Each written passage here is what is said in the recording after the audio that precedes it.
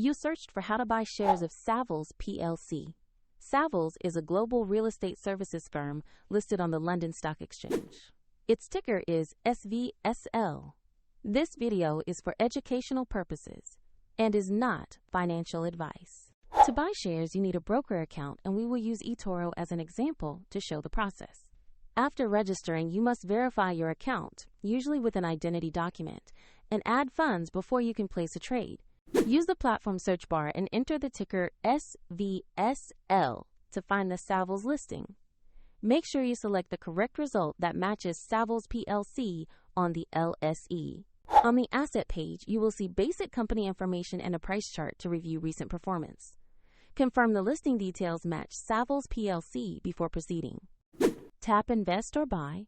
Enter the amount you want to put into the position, then review the order details and confirm.